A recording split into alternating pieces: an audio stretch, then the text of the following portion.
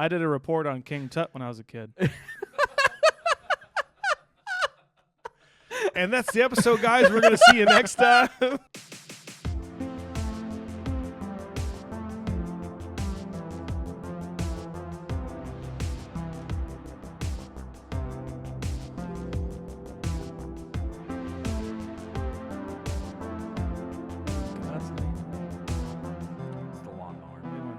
For a prayer?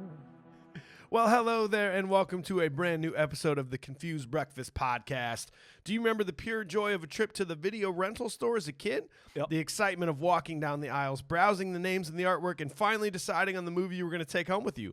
Sure, it's hard to beat the ease of the modern era and streaming platforms where you don't even have to leave your couch. But there was something truly special about racing there because you made a $500 bet to see who gets there the fastest, picking a movie out by hand and taking it home with you. Yeah. On this podcast, we revisit and dissect some of our favorite childhood movies from the magical era of our childhood to see if they still move us the way they did as kids. I'm your host, Mike Schulte, and joining me as always, two guys that look and sound more Egyptian than the actors they chose for today's movie, Shaun Pryor and AJ Vance. How the heck are you? I've been working on tan and just being out in the sun more. Thank God the sun just came out because seasonal depression is a real thing, guys, and I've been needing this sun. I wish I was in Egypt. It'll get to you. I did a report on King Tut when I was a kid. And that's the episode, guys. We're going to see you next time. That's all you need to know about the mummy. Well, it is time to introduce today's movie. On this episode, we discuss a remake of an old movie franchise, which then spawned a brand new franchise, including 2 sequels, a prequel series, a theme park, and much more. Described as Raiders of the Lost Ark meets Terminator, many of us aren't sure whether it's a horror movie or a comedy. Regardless, this movie is a good time and beloved by many. We are, of course, talking about 1999's The Mummy. Under wraps.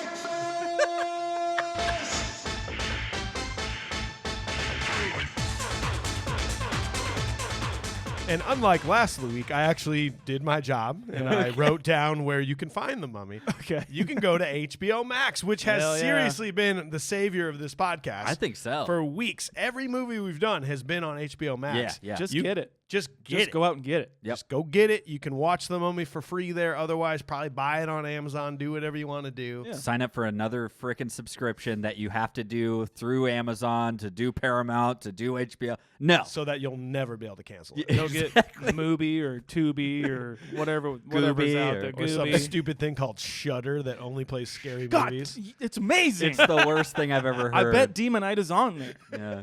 You can go watch more Crunchyroll, Shaun. Well, okay, listen, before we dive in, though, I know you're anxious to hear about The Mummy. I got a sad story to tell you. No, man. Yeah. I went 3 days without Cedar Ridge. Oh.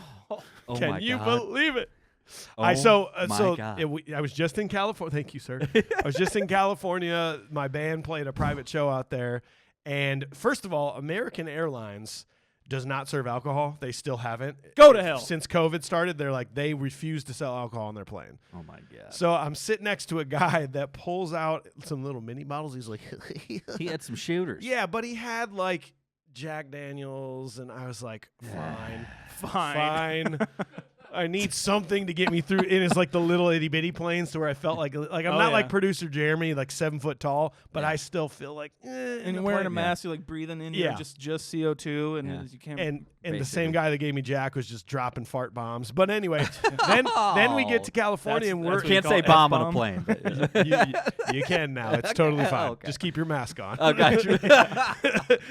No. So then I get to this swanky hotel that has the dopest little cocktail bar in it ever because L.A. And shit, of course, they have every whiskey known to man and no Cedar Ridge. And I'm sitting there just thinking about how perfect it will be when Cedar Ridge finally, when all of our listeners are the reason why Cedar Ridge is in all these cool places. Because we know it's spreading. We know you guys are buying bottles. And if you've been listening to us all along, you've been listening to us talk Cedar Ridge, you still haven't got it, you just gotta get online, order it. If you can't find it locally, cedarridgewhiskey.com.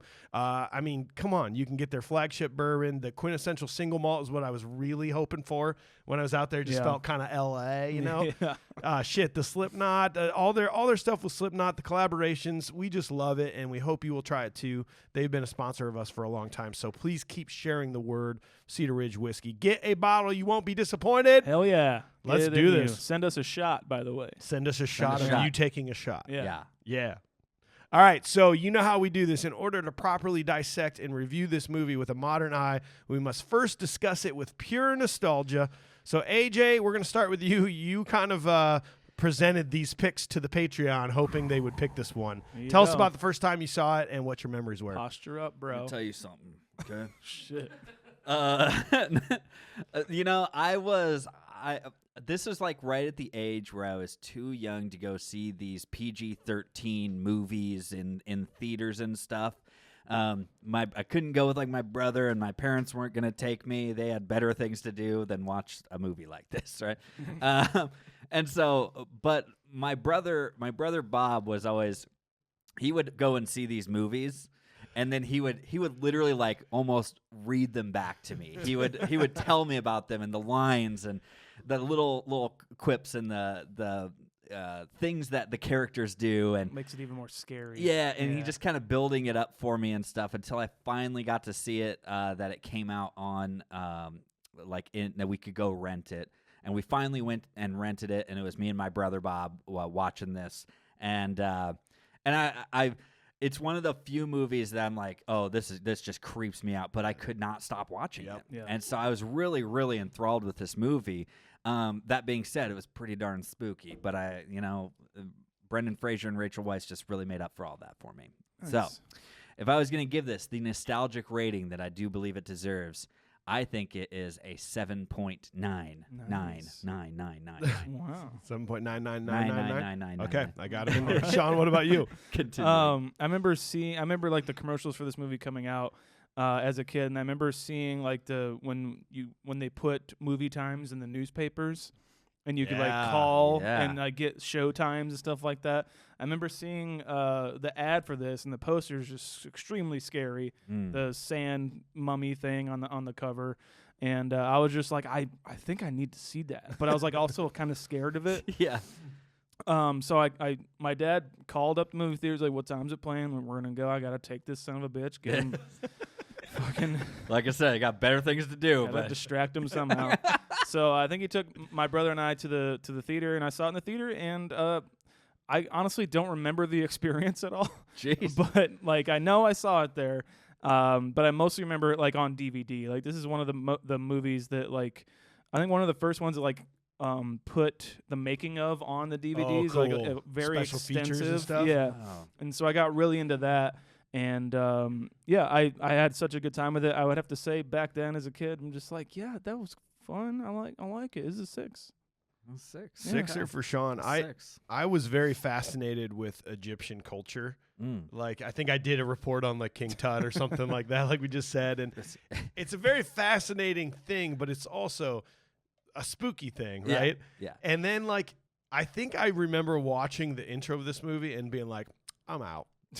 Like, because like I was like, I don't really want to see people get buried alive, and like this is really, I don't like this. Butcher all these that was names. This really is not, I'm not a big fan of this. So I think I don't know if I actually fully ever watched this through. Like I think I saw definitely the intro. I know I saw the intro, and then the rest was like bits and pieces of memories, just going, I don't know. Mm-hmm. It was one of those movies, and then they kept making more sequels. I'm like, fuck that. I can't get into this shit. No, so, I'm definitely not watching it. yeah. So like from Everyone's talking about it. Fuck that. Yeah. no, that is essentially what I was doing. So I mean, from what I remember and from just like going, I don't like it. I'm probably nostalgic rating was like a 3. Wow. Dang. Okay. Yeah, so it's first time we got to introduce this segment. So we added a new tier to our Patreon. It's called the Executive Producer tier. There's only 3 spots. Currently 2 are taken. Yep. This is our first one. They basically get to join us 1 episode a month and add their nostalgic rating and their modern day rating. So our first Executive Producer tier, we're going to add it into our rating. It's Josh Miller a.k.a. Douglas Bubble Trousers, is what he told us. Doug Bub Trow. This is his nostalgic rating. He said, I was particularly psyched for this one. Brendan Fraser. Nice. I hope you guys talk a little bit about how his last name is always mispronounced. I can't remember if he did it in Encino Man. This was his first major blockbuster film. He had done so many films I liked up to this point, and just coming off his best role in Blast from the Past. Mm-hmm. Yeah. I love this era in movies because CGI was just getting better and better, and the trailer gave us some amazing clips of things that didn't seem possible at the time. Growing up as a kid and even through adulthood, I've always been fascinated with ancient Egypt, so I was excited from late January all the way up to its May release. Saw it on opening day at the theaters and just loved every minute of it. It had everything a 22-year-old guy wanted: gunfights, mummies, hot librarian love interest, dry humor, and LOL moments. Did I mention mummies? Yep. Clearly, the CGI was great. The story kept you interested. I'm pretty easygoing when it comes to movies. I like to find small mistakes, missed points, inaccuracies, but this rarely affected my thoughts for a movie. I take movies for what they are, a couple hours of relaxation and entertainment. Each movie doesn't need to be better than the last. Hell yeah. It started off the summer 99 movie season with a bang. Hell My yeah. nostalgic score is 7.3. Nice. Well So done. Well Josh done. gets to be added into our rankings. That is a 6.07 for a nostalgic rating. All that right. takes us to just above Christmas Vacation, just below Planes, Trains, and Automobiles. Okay. Yeah. Nothing, I mean, nostalgic, we get there. Yeah. Hey, man. The most important one's what we think about Yeah, this at Right. the end. That's a pro score there, Senor Bubble Pal. Yeah. So Douglas Bubble Trousers.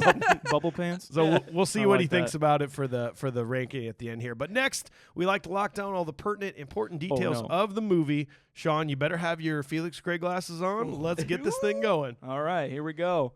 This is produced by James Jackson, Shaun Daniels. Screen story by Stephen Sommers, Lloyd Favell, and Kevin Jari. Screenplay by Stephen Sommers. Cinematography by Adrian Biddle. He's also cinematographer for V for Vendetta, Aliens, the sequel to Alien, and Thelma and Louise. Music by the motherfucking maestro himself, Jerry Goldsmith. Directed by Stephen Sommers. Cast: Brendan Fraser. Fraser, I think. Fraser. And I'm not even sure I'm saying it right, but it is spelled Sorry. Fraser. Sorry, I've been Brendan. doing it this way for 32 years, man. I can't change it now. I'm so sorry. Fraser. Get at us, Bubble Pants. Rachel Weisz, John Hannah, Arnold Vosloo, Kevin J. O'Connor, Jonathan Hyde, Oded Fair, and Eric Avery. In the late 80s, okay, just brace yourselves for all of this, okay? In the late 80s, James Jackson and Shaun Daniels wanted to update the story of the mummy from the original 1932 film with Boris Karloff. Universal gave them the go-ahead if they kept a budget under $10 million. George A. Romero of Night of the Living Dead, Day of the Dead, Dawn of the Dead, amazing filmmaker. I like how Shaun always looks at AJ when he names off scary movies. He's- Like, Yeah. Every You know time that. you can see me flinching if you look like. Ooh, oh, there's a Day of the Dead too. R.I.P. in peace. So, no, it's okay. He gave a treatment for the script, having the mummy be a more unstoppable killing machine like Terminator. Romero drifted away from the project a little bit after that. Next, the producers turned to Clive Barker to direct with Mick Garris, who wrote our first episode ever, Hocus Pocus, penning the script. They said that version was more dark, sexual, and filled with mysticism, and that's what you get with Clive Barker. So I don't know what they're expecting. Barker later recalled that the studio didn't want anything to do with something like that. Clive Barker is the director of Hellraiser, and that's the most sexual, bloody, gory movie like of all time, and it's amazing. AJ, anything to say? Is that the guy with the pins in his head? Why do you always have to look me in the eyes during? Joe Dante of the Burbs fame. Yeah. Joe Dante was the next choice with John Sayles writing and Daniel Day-Lewis in mind to play the mummy. Kinda cool. I would fucking Kinda cool. love that. You'd be that Method version. acting all over the place. But I feel like this couldn't have had any comedy elements in It's it like because I he would have been slept- so serious. I slept in my bed at night during or after hard days of work with just toilet paper wrapped over my entire body. He's just walking around naked. Can we please cover him? Mummies aren't covered. That version actually came close to being made, and elements like the man-eating scarab was made into the actual film. Romero came back with another treatment, but had contract obligations. Mick Garris also came back, but his treatment was too expensive, and so the film was in limbo. Huh. It's just like right? Which is where Emotep was. They tried to get every single like horror director they could. They even tried to get Wes Craven. I didn't have that written down. they're like, I just feel you have all these like major names that are just kind of floating in and out. It's like, hey guys, you think you want to try? Nah, I'm not really. It's like, hey guys, I have a really fun idea. Nah, you don't want to. Okay. Hey guys, I don't know. We'll keep the scarabs part. That was pretty cool. I like that. Hey, you guys doing scarabs? I might be interested now.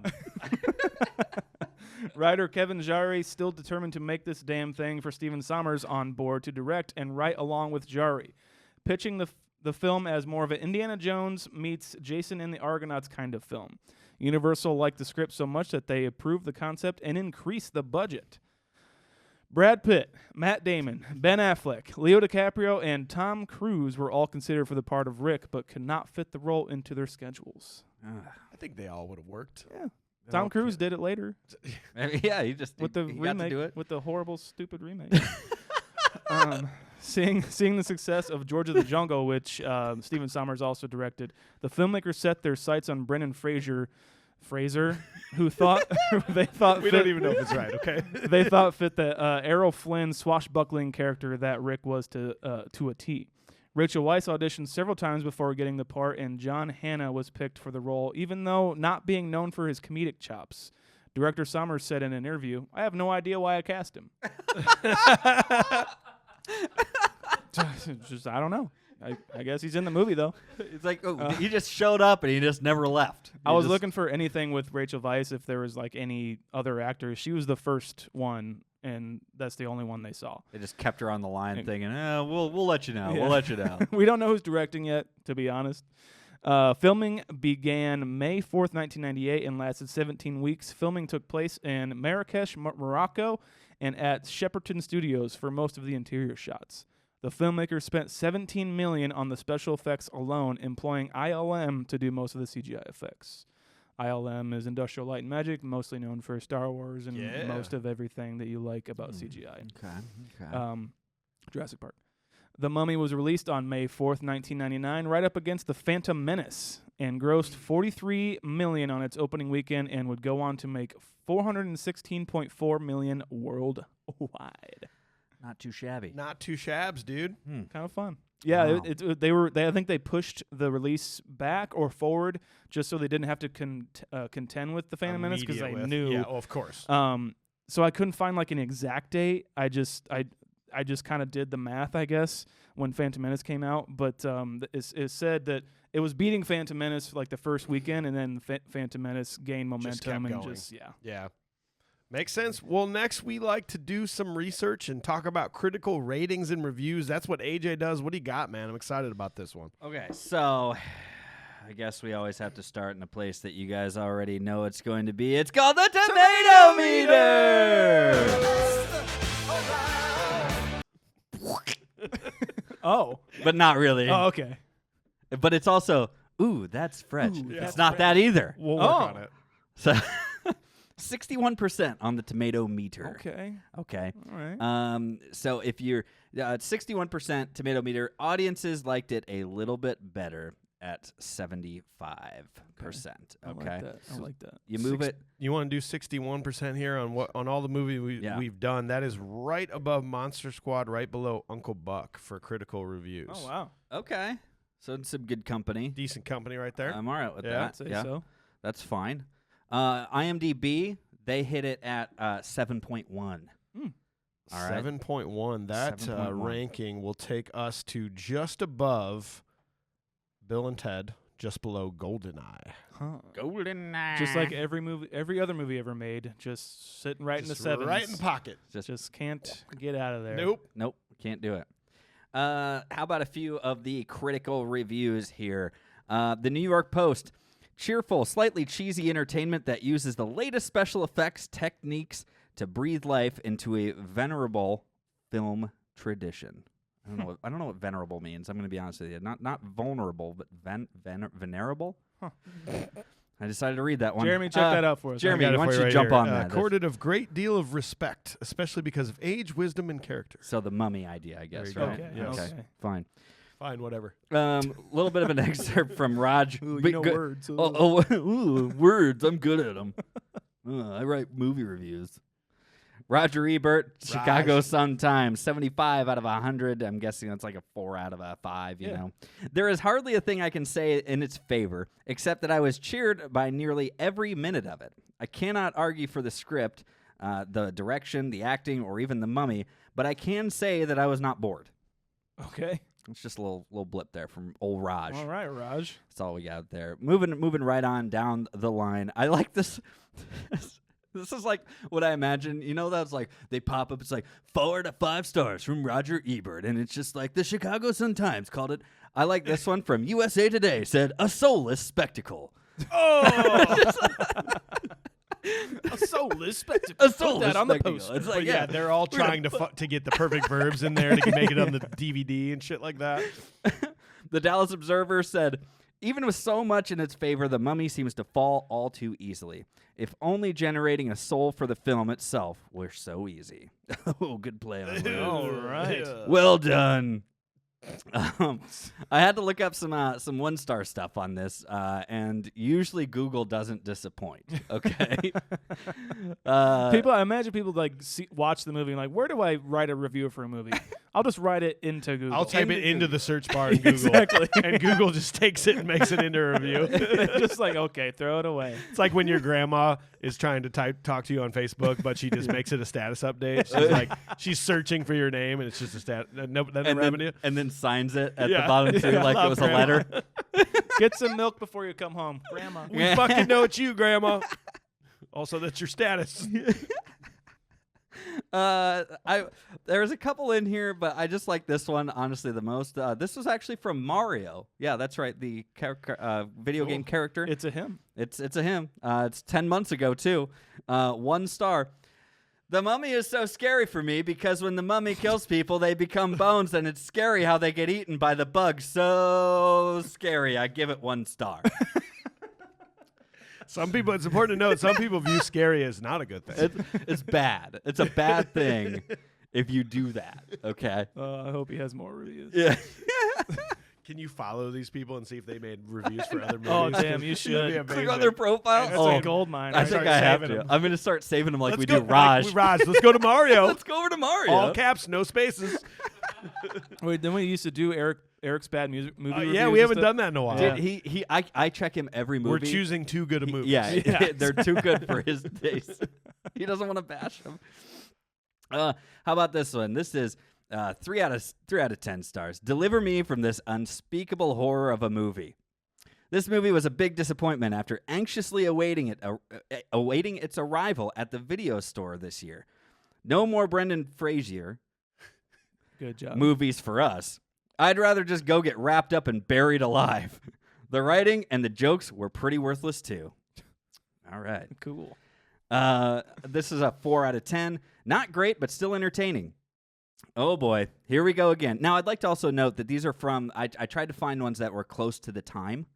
All right, like Yeah. 99, 2000. For sure. Because if you read anything that is 10 years later or more, Yeah. it's like, the CGI just doesn't hold Yeah, up. exactly. It's so bad, and I can't even matter. So it's a complete flip. If it's a review from 99, they're like, the special effects were insane, but Yeah. the plot's really lacking. And then they're like, if it's like 2000 or 2020, that it's just like, the acting and stuff was pretty badass, but the CGI just doesn't hold up. It's just like, okay. So here we go again. Another special effects bonanza. Only this time I had a little more fun with this. Godzilla was a bore. And I feared that this film would suffer the same fate. Astonishingly, it didn't. I didn't quite care for the characters except for Brendan Fraser. I'm going to just switch it up every time. Yeah. And the guy who plays the mummy. Both of them, along with the wild ride of special effects, help hold our attention for a good 2 hours or so. For the first 5 minutes, I couldn't figure out how or why the things that happened in the film did. But after you get wound up in the film, meaning no longer matters. Yeah. There's not much to say about it, only that it was fun. It didn't do as much for me as The Matrix did, but it was still cool.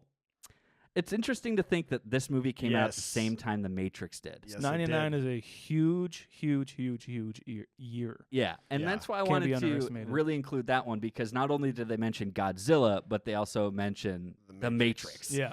So when you're talking about CGI and graphics. We're also talking like Independence Day, probably, I think. Yeah, probably Maybe in that era, yeah. Or maybe that was a little sooner. That's a good point. Okay, that would actually be a good episode. Really that'd be fun. Let me give you guys one more. This one is 4 out of 10. It's called Suffering Sphinx. Helpless Dancer on April 20th, 2000 said, should have called this turkey the dummy. Wasn't anything but a cheap... This isn't Goosebumps, okay? Wasn't anything but a cheap knockoff of Raiders of the Lost Ark, with nowhere near the tension and excitement. This junk was merely ridiculous, stupid, silly, idiotic, etc. I've rarely been subjected to such cornball dialogue combined with extremely bad storytelling as I was with this tale. The excellent computer trickery could do nothing to save this putrid bilge. Bilge. Computer trickery. Yeah. I see what you're doing. Wait a second. I don't think that is real. Yeah, you gotta get your... Wait a second. Get your arms on your armpit. Arms are waving. I see this. Is that all you got? That's all I AJ? got. I'm done. I think you're trying to trick me into thinking that I'm watching a story that's real. I'm not buying it. Wait a second. This is one of the many reasons you should watch our YouTube channel is to see the mannerisms here. But we are about to dive scene by scene, breaking down this movie with a modern eye. But real quick, again, one more story from my trip to California about our amazing sponsor. I told you in the past that I had bought 2 pairs of Felix gray glasses. Yep. The blue light filtering glasses that we are all wearing. Well, I don't have my pair on, but you How guys could do. you? I got my first pair with prescription, but my second pair I got with non-prescription that I could wear during the day because I loved it so much. Okay. Nice. Been wearing it for like months now. Didn't bring it with me to California because I'd like, why would I ever bring a pair of other glasses with me? I've never done this. I've never owned 2 pairs of glasses. Dudes, I noticed right away that I got headaches. Just right away. I'm the kind of guy that if I feel good, I don't know that I feel good. I'm just like, this is normal. Oh, yeah. But the minute I feel shitty, I'm like, oh, what is this? And so I was like, yeah, I really do like these non-prescription glasses, but I mean, I don't know. And this is what One eye's life going is. that way, one eye's staying straight forward. But the minute I didn't have them, I swear I'm staring at my screen trying to get some work done, and I was like, I can't take this. They seriously work. I mean, we all are big fans of them. I know some of our fans out there have tried them. Felix Gray is obviously, they've got superior quality to any of these other blue light filtering glasses. They boast 15 times more effective measures of getting rid of the actual blue light filters than any of these other glasses. And we know that we're never going to get away from blue light computers, TVs, screens. They're everywhere, as evident by me being out in L.A. Well, it was just screens everywhere. And that's the thing. Just like down in the south there, the sun is different. The blue light is different. Yeah. You know, it all hits you very differently. It hits you different, dude. L.A. blue light is way different from Iowa blue light, bro. It's more intense. expensive, too. Yeah. Yeah, you LA have to pay state of more. mind and your LA state of eyes. You Yeah. gotta adjust. They are seriously such a great company. They've got stylish, affordable glasses. The filtering's built into the lenses. They're not cheap knockoffs where you can peel away the layer. You can't even tell by looking at them that they're any different than a normal pair of glasses. Yep. So tons of different styles, prescription, non-prescription. You know you need it. You can trust us. There are free returns if you don't like them. Also free exchanges if you need to change something. So do us a favor. Go check them out. FelixGrayGlasses.com/confused. That's FelixGray glasses.com/confused. You should buy them. See the future. Should. Buy them. See the future. See the future? What? That's their slogan. Okay, great. They're gonna is give now. me lots of money for that. I can't believe we didn't think of see the future. It Damn has it. nothing to do with our glasses. Yeah, it's brilliant. All right, my dudes, what do you say that we cheat on our wife with a mistress? And then when that mistress cheats on us, we get super upset and we put a curse on him that doesn't actually kill him but gives him the strength to be more powerful than any man who's ever lived. That'll teach him. Yeah. We're headed to ancient Egypt. Hold on to your camels because here we go. You saw this movie a lot differently than I did. All right, scene number 1. In Egypt, High Priest Imhotep is having an affair with Aksun-Namun, the mistress of Pharaoh Seti. When the pharaoh discovers this, he is killed by the pair of lovers. Aksun-Namun then kills herself, intending for Imhotep to resurrect her. After her burial, Imhotep steals her corpse and takes it to Hamunaptra, where they begin the resurrection ceremony. They are caught before completing the ritual. Imhotep's priests are mummified alive, and Imhotep himself is forced to endure Hamdai, which curses him to become an immortal walking plague if he were ever to be resurrected. Fast forward to 1923, we catch a glimpse of American adventurer Rick O'Connell fighting near Hamunaptra with the French Legion. They are defeated, and he wanders into the desert. It's Anoxunamun. Anoxunamun. Anoxunamun. Well, innocuous cinnamon. now is the time to mention this. So I find this weird because I did want to know if this was based on like true stories. You know? I mean, clearly some things were made up. Right. They went through the trouble of making sure that Fawcett was real. Yeah. And that they literally got his death right. 1290 BC. That's when he died. Okay. And that's when this movie is taking place. Right. However, Imhotep lived in like 2600 BC and was not a high priest. It really had nothing to do with that. He wasn't evil whatsoever. He wasn't even evil. In fact, he's very like revered as some people think maybe he invented building the pyramids or something. Yeah, he was like an architect. Yeah. Yeah. And then Anoxunamun was born 1,000 years after Imhotep and had nothing to do with Fawcett. So it's like good. It's weird for me. Like, why did we might as well just pick names and not have any of it matter. Yeah. Or then like pick some names that actually I don't know. It's like because none of us cared. They took Egyptian like buzzwords that are just like, let's just pull these in. We'll just make it interesting. Mummification. Hey, these sound interesting. Anoxunamun. Ooh, I want to fuck that. Yeah, jeez. I'm gonna smear that ink. Yeah. Yeah, dude.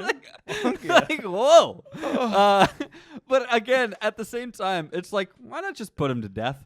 Why do you got to go through all this, man? Why you got to do this? I have so many issues. Like, why do you do this? We talked about this in our very first episode in Hocus Pocus. It's the same thing. Like, no, what we're gonna do is make sure we can come back under the most like intense, difficult circumstances, but we are gonna put the puzzle together like some sort of weird escape room, and make it happen. Like what? I mean, you like if you like we want to torture him first though. It's like just take off his fingernails or something. Just chop his head off. Yeah, we don't have to go through any of this. You don't have to do any of this. No, that was just so weird. I mean, because this is just so scary, and I hate the idea of being buried alive. I'm claustrophobic. I just like, I actually kind of feel bad for like Imhotep in this whole thing. He's made out to be this villain, but really he's just fucking loving on some chick. He's just a dude in love. Just a dude in love, and right. now he's cursed with like this fucking shitty immortality. Yeah. Yeah. Like I'm not mad that he came back to life. He's like, I'm gonna kill everyone. I'm not mad at all. This is kind of my hot take on it this whole time is like, let's reverse this. Let's go rewind all the way back. Be kind, rewind all the way back to the beginning of this. And you're just like, man, they're just a couple kids in love and it's unfortunate they can't be together. It's like, oh my God, what are they doing to him? What do they do to her? Well, they just wants to bring her back to life. So you mean that this is just basically the most like wonderful love story that's just them really being ripped apart. Interrupting it. I'm sorry. This just reminds me a lot of like Romeo and Juliet in some sort of sense, and her on the table, and he's trying to bring her back, and it's not happening. I mean, goddamn, like Impotence Men, the Goldman group. They're not. They don't even do shit. Like his priests, they didn't do nothing. They didn't do anything to protect him. And like when she walks in, or when they're making out and he goes and hides or whatever, the actual Pharaoh comes in and he's like, "What are you doing here?" And I'm like, "Who are you talking to?" Yeah. He's like, "What are you doing here?" Doesn't cut to anything. He just kind of like looks around and like steps into the room more. And then he's like, "Who the fuck touched you?" It's like, I could have.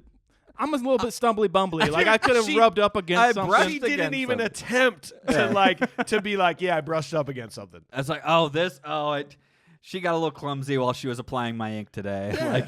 Like I what? chopped her head off. It's fine. That's fine. I told her I was upset, but and then also. So she doesn't even try to like be like, oh yeah, I don't know. So a dog jumped up and she doesn't even try that. But then the minute that they're found, they kill him, and then her first move is, I'm gonna kill myself so you can resurrect me. This is real intense, real fast. We could draw this out a little bit. Like you could come with me. We could run away. Like we have legs. I think we have like horses and we camels. could like maybe work on perfecting this whole resurrection spell that we're working on here. In case something does happen to one of us, we can make sure we're doing it right. This I love you.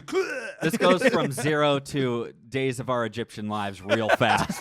Like, it's real, bro. Arabian Nights. Yeah. I'm telling you, man. It's like, wow, that's a lot of drama. You know what's really going is. on here. I think they were bored quite a bit back in the day Must have in been. ancient Cairo or Yeah. Thebes, which, by the way, Thebes is like thousands of miles away from the pyramids, but that's fine. NBD. Yeah, NBD, it's fine. I don't know about you guys, but I think the scarabs are easily like one of the most terrifying part of this. Oh, when they dump them on him, It's just the noise. yeah. Yeah, Yes. it's the noise. The noise is really bad. He is like sitting there wriggling around in that like I don't like mummifiedness, it. Yeah. and you're just like, and you know they already took out all of his like things. And what didn't they pull his eyes out? No, but it did Right? look like his eyes were there. Right, He because didn't get like the actual mummification. I think he got like the ultimate one where he like had to like see it all happen and I everything see. like that. I think is what they were implying. the idea. So in the jars. And not Those to are- jump too far ahead, are those his or those hers? Well, let's discuss this. So, Okay. do you know what the mummification process is? not necessarily, not really. So they first Other on than a what she described on a later. dead person Yeah. is when they would do this, but they did it alive on these freaking gray guys. You remove the brain through the nose. Goldman. That's the first move. It's a gold Yeah. man group. Then you Goldman group. Exactly. Then you remove all internal organs and put them in jars. Okay. So that was Anaksunamun. Yeah, That's what you they nailed did. it. That was her. Those were her organs. Yeah. Okay. That they were then going to put back in her or do something like that. Yeah. Then they rinse the inside of the body out with wine and spices, which actually sounds kind of Hey, that nice. sounds- That sounds kind of nice. Sounds Get me, sick, get dude. me fucked up, dude. Yeah, Fucking based me. Then they cover the body in salt for 70 days, and when that is over, they insert linen or sand into the body to keep the shape of the body.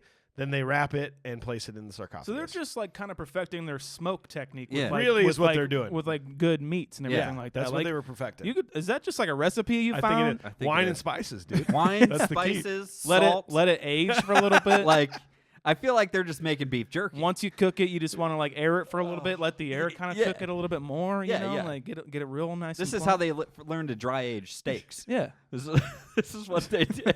They were pioneers. back Well, then. they were. They were real. But no, they did that on live humans in this movie. Ugh. And the one guy's like, he's squirming while they're going in his nose. Yeah. Man, Yeah. it's terrifying. yeah, I don't like any of Arnold this. Vosloo, who plays Impotent, he Impotent. Isn't it Emotep? Okay, good. you're just coming back on me. Impotent. He probably is now. Well, he's right not wrong. he was actually like claustrophobic and like freaked out because he was Oh. like literally wrapped up and everything like that for I think like Hours, 4 probably, right? hours they shot No that scene. way. Like No. you can't. Let's just like get this over with. There's certain We can do this in things- one, man.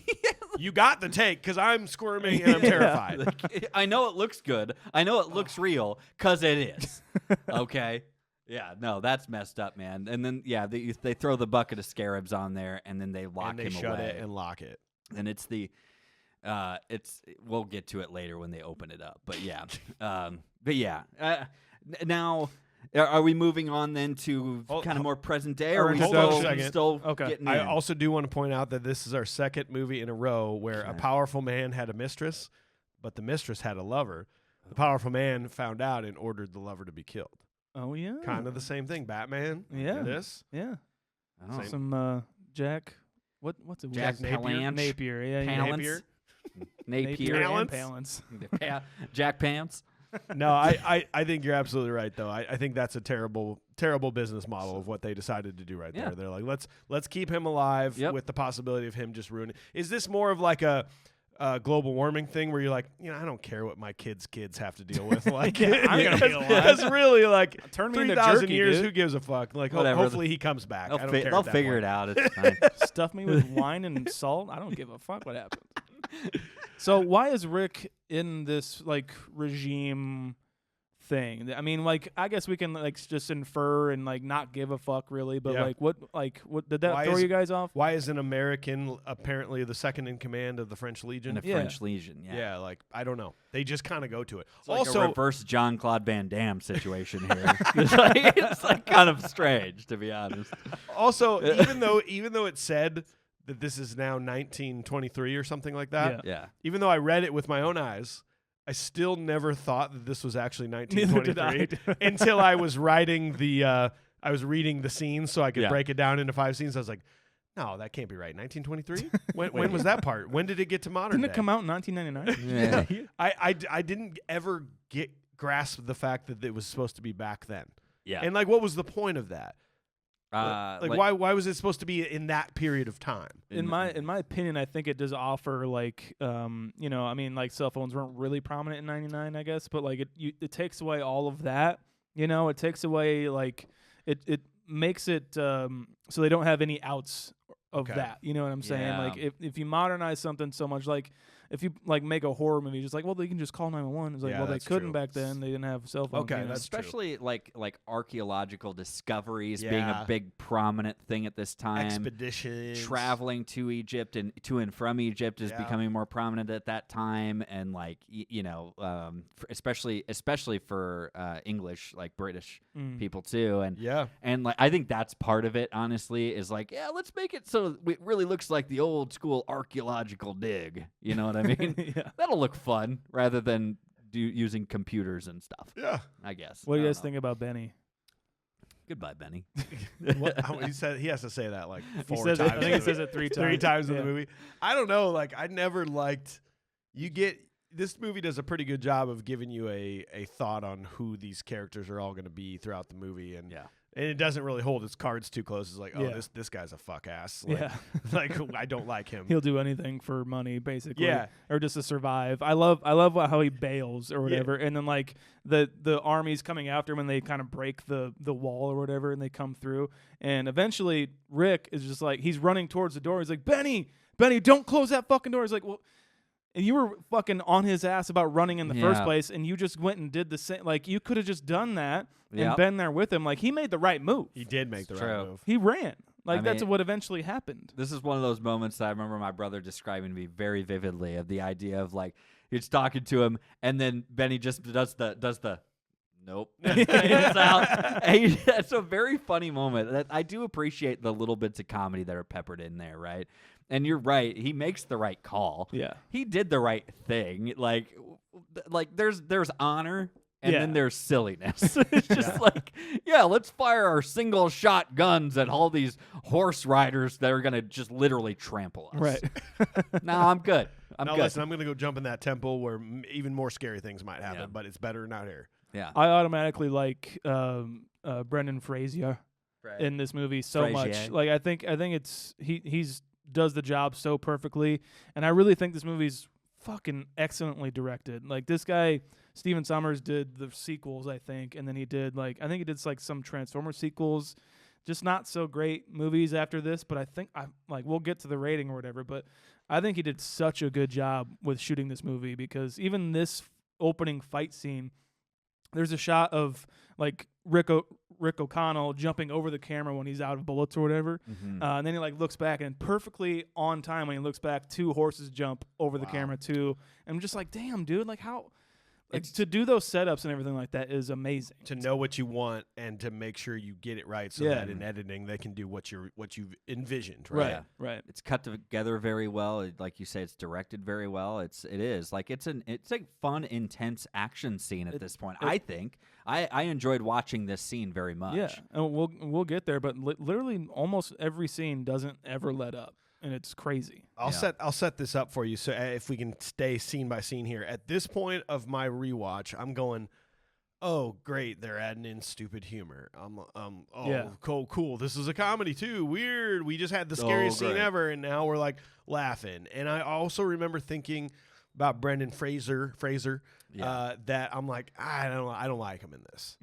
These are my initial thoughts in the beginning of the movie. Going, oh, he's not my watching it this time. He's not my explorer. He's not my Rick O'Connell. Yeah. Sorry, in our critical rewatch, which is technically probably one of my first watches, if you want to put it that way. He's not my like American explorer. He's Encino Man. You know, I don't like Brendan Fraser. Yeah. So, but that will change as we go on. I mean, because this movie does, like you said, it does so well of just sticking to what it is and doing it well. And you know what? Like it's aware of what it is too. That's the thing. And if it wasn't, it would be just like, oh God, it would be that way. Yes. But they're like, yeah, we know what we are. We know he's the hero, and they kind of even like play on it in tongue in cheek. It's good how it does that because it keeps you entertained. Really, absolutely. Well, let's move this on. So, scene 2, Cairo librarian Evelyn Carnahan is presented with an intricate box and map by her brother Jonathan, who says he found it in Thebes. The map seems to point the way to the lost city of Hamunaptra, where all the wealth of Egypt was supposedly stored. They visit Rick, who is now in a Cairo prison, to ask how they get to Hamunaptra. He agrees to show them in exchange for being saved from his hanging. Evelyn successfully negotiates his release, and they board a ship to start their expedition, where they encounter a band of American treasure hunters guided by Benji Gabor. During the journey, the boat is invaded by Magi soldiers. The expedition manages to fight them off, but the map is lost and the boat goes up in flames, forcing the entire party to go ashore. So speaking of how well made this movie is, the bookcase scene with Rachel Weisz, I was like, I can't imagine like setting up for this scene and be like, we have to pull it off because like doing another setup is going to take probably 1 to 2 days, you know, of all these books and all these cases. They got it in fucking one shot. Wow. And I'm sure they did so much rehearsing and everything like that. Days of rehearsing. But like we've been saying like throughout these podcasts, you put a camera and you do all this planning, you know, like even the show, fucking shit goes awry sometimes, you know? Like you do all this planning and everything like that, and then you put a camera in it, chaos. Yeah. Like it doesn't matter. But somehow, some way, it fucking worked. And like it's crazy because she does it and it's going all the way around, and then she's got to come up perfectly into shot and like, well, fucking done. Shaun pauses and stands up and claps. Standing ovation. I went outside and took my clothes off. just and I don't know why I did that, actually. Brilliance. Those bookshelves must have literally been made of air, though, because, I mean, there's like hundreds of books on each shelf that are so heavy and so thick, and she just taps it. This little girl taps it. It's like, bah! Okay, this is obnoxious. Like that's like those videos you see of like people carrying like drinks, like a tray full of drinks, and it just fucking collapses. They're just like, give up. They just give up. I'm it's out. like I'm not give even up at that point. I'm just gonna quit and not even care about the cleanup. So I don't have to deal with exactly. it. She's really fantastic in this movie. She's great. I love the movie tropes of like the late 90s and early 2000s where it's like this woman who is clearly one of the most beautiful women in the world. Yeah. But she's just a nerdy librarian and her hair's up and no one loves her. Put a ponytail on her with some glasses. That'll dull her down. Yeah, and it turns out she's never had a date before in her life. Yeah. And no guy has ever looked at her till Brendan Fraser comes along. How weird. It's like the movie. The only man in her life's her brother. Wacky brother. Oh, man. The movie She's All That, like they kind of nerded her up like throughout the entire movie, and then she like does her glow up. She's like walking down the stairs, you know, and she's like, it's a different person. Like, no, she was smoking before. Right? No, and same with Evelyn. Like she's smoking hot. She's my librarian for sure. If that was my library, I'd be there all the time. I don't know if this is your thing, Mike, but no, we's in the juice. Oh yeah. Immediately reunited with fucking Brendan Fraser, man. That's awesome. Unbelievable. Eric Navari. Yeah, so good. I was so excited to see him. I'm like, oh no way, I hope they have a scene together. I'm like, oh yeah, they do. Fuck yeah. Dude, yeah, Dr. Terrence Bay is Raji from Encino Man. Yeah, so awesome. So good. That's great. If they got the other guy, if they got the other guy from the convenience store, I'd have fucking lost my mind. Look, they could have easily done it. 100%. Like nobody from this movie was like true Egyptian or Middle Eastern or anything. They're just like, just whatever. You're good at acting school. You're good at acting school. I did though. I can tell you, I didn't remember this scene. So the first time I watched it, I was like, did he burn that map on purpose? Yeah. Can you remember back to the first time you saw it? Did you think that was a thing? I just thought they were like who the fuck's working in this library? The Three Stooges? Like, can we not fuck anything up in a day? Yeah. But keep in mind, this guy just got pissed at her for, I get it, knocking over all the shelves and the books. And it's like, clean this mess up. I put up with you because your parents are our best patrons. And then no wheezing the juice. And then you've got this guy who's gonna burn an ancient map like artifact. Yes. And you're telling me that they can't be upset with you? Oh, it's probably for the best because I don't know. Well, when she goes to when she's like scared of whatever she's scared of, and she eventually finds her brother or whatever, she takes a torch. I'm like, put that down. Yeah, you don't do that. You stumbly bumbly. Put that down. These are 3,000 years old. Yeah. Come on. Sorry. What were you No, I wasn't going to say anything. And then when it does become, I mean, obviously everyone has seen this movie that's listening to us. It turns out Terrence did do that on purpose. Right. And that he's fucking shitty at what he does. Because why at that point did he not just wipe that fucking shit clean and be like, you're not going. Yeah. It's not real. The map's gone. You can't go anywhere. You have all these books to clean up. That's exactly. that's all you got to say. And so at so many points in this movie, it just feels like people are like, I hope you find Imhotep. I don't even give a fuck anymore. Yeah. It's a bloody thing. It's a scary thing. People have died trying to find it and everything like that. But go ahead. You'll find it. I'm sure you will. You're good. You're good. Obviously, you are well endowed and don't fuck anything up. So just go on ahead. No, not at all. Your brother's drunk too. It's fine. I was trying. I think I kind of finally realized what the connection was of how they found Rick now. Because am I right? And this is about 3 years later now. Is this 3 years later? 3 years later. After the library? No, the library is 3 years after the French Legion. war. He walks off into the desert, and they're like, "We should kill him, right?" Yeah. Because he knows where this is, and they're like, "No, the desert will kill him." 3 years later. Gotcha. And then so now you have Rick 3 years later who's in prison, and the idea is that Jonathan stole this off of him. It was his key. We're guessing, yeah. And because there's some dialogue in there, but it's very fast paced. They're walking on the docks and stuff, and it's very fast paced dialogue. And I was trying to pick it up, but it sounded like Jonathan kind of met him, but also almost pickpocketed him. Yeah. And then that's how he came into possession of the key and the map.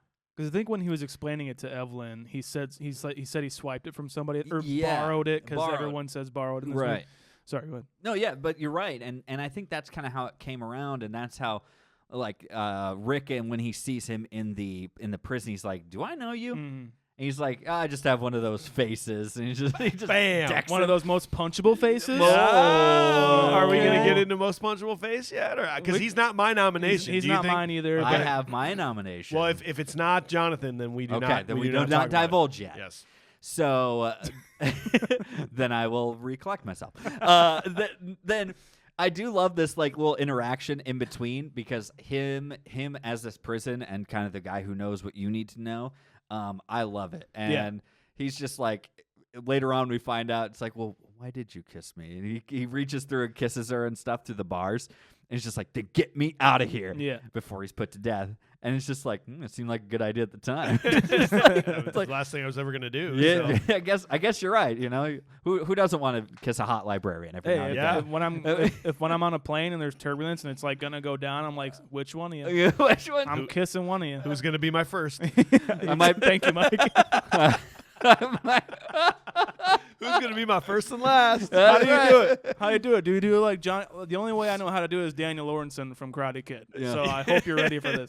Daniel LaRusso. Sucking face real hard, quite literally. My mouth may be dry, but that's all right. So he almost died doing this scene? Well, first of all, apparently he was actually being hung. Yeah.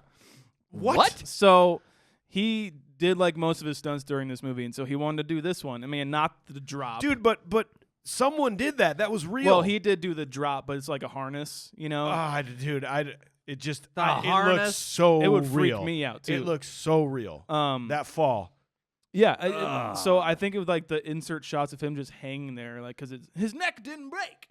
I think those shots are the ones where he was actually being hung, and he passed out and had to be resuscitated on set. like right then and there. I mean, could No you big deal. imagine? I couldn't. Being a Dude. director and being like, our star is just dead. Oh my Whoops. gosh. Sorry. Yeah. And that was one of the first scenes they actually shot for the movie because he had the longer hair. Yeah. I did read that, so they would have like just gotten into shooting and they accidentally killed Encino Man. They just went full Crow on this and Yeah, just, exactly. rough. Yeah, dude. that was an intense scene. I think so many of the stunts and so much of the CGI was incredible in this movie, and that showed it. The first time I saw that hanging thing, it's like that's real. Yeah. Oh my god. Well, and then like what makes it even more cool is like they show him falling and like catching, obviously, Yeah. and like what should have broken his neck, and the camera like swoops in. You're like, well, that wasn't Brendan Fraser, but then when it gets closer, like it fucking is him. It was How a one the- shot. It is Wasn't Jesus him, it? man. hung him? What the hell's going on? Oh. Yeah, so then they he obviously gets free. They make it onto the boat now. And he's handsome again. The And boat. he's very handsome Yeah. again. Oh yeah. He is a very Yeah, handsome he man. is. He is very handsome. There's actually very attractive people throughout this entire movie. Pretty much everybody. Yeah, Benny for sure. Benny for sure, dude. I think everyone's diet was just a lot better back then. You know, McDonald's didn't happen; it wasn't a thing, and it certainly didn't make it to Egypt by then. Nah. So yeah, Yeah. I think everyone's diet was The just a little bit better. 1920s, you're right. Yeah, that prison diet's working for Brendan Fraser. did Fraser. any of you guys think that Mr. Henderson, one of the American guys, was like a Wish.com Jamie Lannister? Yeah. Game of yeah, Thrones? dude. I Oh, was like, 100%. oh shit, is that Jamie Lannister? Oh, it's definitely it. I mean, Wish.com Jamie Lannister for sure. Well, backing up a little bit. So the warden comes with them, the warden of the prison he was Right. staying in, because he's like protecting his investments It's or whatever. 25%. Meanwhile, everyone back at the prison is just like, our warden's gone. yeah, Like he just straight up fucking left for some treasure that might or might not exist. yeah. Actually, And we have very a true. prison to run. He's like, Letting the inmates run the prison now, literally. he's like, who'd he put in charge? Like, there's a whole chain of command that's broken at this point in Cairo prison. He's like, I got PTO saved up. I'm gonna go. I don't care. I'm sorry, I'm leaving. I got a trip. I'm going on vacation. He's got benefits. That is very true. They do gloss over the normal everyday aspects of life that many of us have to deal with, don't they? Yeah, A lot of our just a little movies bit. do. One of the random things I noticed of characters you recognize from something else. I know this is probably a deep cut, but the guy who is it, Watkins, Glasses McGonagall in this movie. That is the same guy who plays Pistol Pete in Parks and Rec. If you've ever seen Parks and Rec, No shit. he plays Pistol Pete in Parks and Rec. Wow. If you watch Parks and Rec, go check it out and do the side by side. You will blow your mind. Damn, I'm dude. serious. It's a deep cut. I think one of them, I don't know if it was Mr. Henderson, Jamie Lannister, or that guy, they auditioned for Rick, and Stephen Sommers liked him so much, he just wrote a part for him. He's like, okay, you're one of the Americans. You're one of the Americans. Yeah, Have yeah. fun. It's cool. They telegraph it pretty hard with Glasses McGonagall. Though. Oh, yeah. Like, you just look at his face, you're like, this guy is going to have Well, some horrible times. You're John gonna die, huh? Hamm, And Great he even value, says- John Hamm. Great value, John.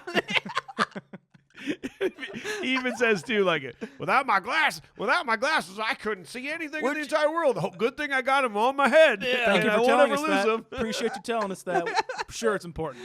What's that foreshadowing? Oh, okay. What's that, 4 eyes? Foreshadowing? Four eyes, foreshadowing. Oh, my You guys God. are dickheads, man. You guys are assholes. He wears glasses, too, so do I. Oh, yeah, sorry. We all wear glasses. Are we sponsored by some? Yeah, That guy's not wearing Felix Gray's. Not a chance. There's no way. No, they would have broke, man. No. And guess what? They didn't have fucking blue light back then with No. like screens and shit. They didn't That's need right. it. He had red light glasses. Is what they were. All right. I'm gonna move on. But anyways, yeah, he's constantly polishing them. They're playing poker. Jonathan just can't keep his mouth shut on this boat, and that's when the bet comes around, right? Yep. The $500 Oh, yeah. bet. Yeah. Oh yeah, $500 says we get there first. That's right. And it's just like I had to look it up. Do you guys know how much $500 In 1923. All right, my guess is. Oh, geez, my guess is like Give me a guess. $5,000. Yeah, I'm going to say 3,500. 3,500. $7,942. So also interesting that apparently no one ever collects on that bet. Apparently Nobody cares Nobody after cares. And apparently these guys are so rich. These dudes, all these people, even the guy who just got out of prison, has $8 grand basically. Yeah. He can just throw big around. deal. Well, they're going to be rich with the treasure. They're the first ones to find it. So right. Okay. I do like Rick O'Connell's like gun pack that he has. I always thought that was fucking awesome when I was a kid. But like once shit goes down on the boat, the Magi come on and like try and take the key from Evelyn. Does everybody have 2 guns? Is everybody shooting with 2 handguns in their hands at all times? I think they're going more 2-hand Luke rather than Kool-Aid Luke. 2-hand Luke. No, you're right. In this, it's not Western, but I think that's what they're doing. And the only guy who can't use 2 guns is the guy with the hook attached to his hand. Yeah, because he's got a hand underneath that thing. You could hold a blade with that hand. Yeah. Why doesn't he just? Why does he have to go all drama and like Captain Hook on everybody? And how do they even know? How do they even know that they got to get on this boat and that Evelyn's the one that they got to talk to? I don't know. Yeah. How do they? There a lot of. And that's what this movie is it's not like a perfect story of like, this is, oh man, you better pay attention. Yeah. I mean, eventually the story will get you to where you need to go. You don't really have to pay attention, but some of that is very overlooked. Yeah. And just like, whatever. Don't worry. They have to have scouts because all they do is just sit on a mountaintop and watch the desert. That's a good point. That's all they do. They're like my dog watching the backyard, Yeah. like constantly. That's Just all my dog loves does. it. Is just Your dog sees a squirrel, he's like, let the woods have him. he's like he is. He's like he's back. This one's strong. Just like The woods will kill him. the woods will have him. It's like that's all that's happening. They got a pretty sweet gig, pretty sweet security gig is for the pretty desert. sweet. They're probably understaffed for the entire desert, but I mean, Free face tattoos. Like, pretty tight, dude. Post Malone's of Egypt. I'm sure that is like a super religious thing, and I just offended a lot of people. Yeah, but You son of a bitch. Sorry, guys. I do. Satire. I this is where I start to come around on Brendan Fraser, though. Okay. I start to realize that they're going to stick with this comedy thing, and that this is going to be an important thing, kind of physical, fun stuff. Yeah. When Evelyn's pulling Brendan Fraser away from the gunshots that were going in the wall one by one, Mm-hmm. that's pretty funny. And that was then good. when Brendan Fraser has a moment with Benny on the boat. Yeah. Yeah. Keep saying Brendan Fraser. Let's say O'Connell. I'll move to that. There we go. And like that overly fake laugh that he does before he throws him overboard. Yeah. Goodbye, Benny. He's a really good actor. Apparently, Yeah. all that was improv. Yeah, he's really good. With Kevin J. O'Connor, he's like, I just got my kids and stuff, and it's just like, yeah, it's super good. I fucking love their Yeah. back. Their dynamic is so much fun to It is watch. pretty good. Like progress and devolve actually throughout Bye, this Benny. entire story. Yeah, Goodbye. the Benny. first Bye Benny. We'll say that. That's the first one. Yeah. Well, no. Well, Second. Sorry, Second, right? Second. Okay, Yeah, second. yes. And I'm gonna have to say it right now. I think Benny is my most punchable face. Oh, okay. I'm gonna start this right now. And if maybe I guess you guys don't have to share. Well, but- no, all the characters have been mostly introduced by now. Yeah. Are you going to agree with Benny? I would say that, but to be different, I'm gonna go with resurrected Emotep. Anaxunamun. Oh. Wow. You don't Sorry. like her? I'm sorry. Like it's Resurrected? sorry, it's a woman, but she's the scariest one. She's the scariest one, and I would punch her head straight off her fucking Wow. body. So it's most punchable face because not because it's stupid, because it's scary. It's You're just scary. like, I just need Yeah. that gone. I don't like it. Why are her eyes gone? I don't like it. Ah, God No, damn. okay. Well, then we can't, unless we're in mutual agreement. We can't have an honoree. Okay. So I want to say it's Benny, Yeah. but as the movie goes on, for me, it's Emotep. Okay. It's when he's fully back in form and he's got that shit fucking eating grin on his Yeah, face. yeah, yeah. I want to punch him. I want to punch the fuck out of that guy. Okay. It's like when he's doing the sand mouth stuff and Yeah. Yeah. Knock, knock, knock, knock.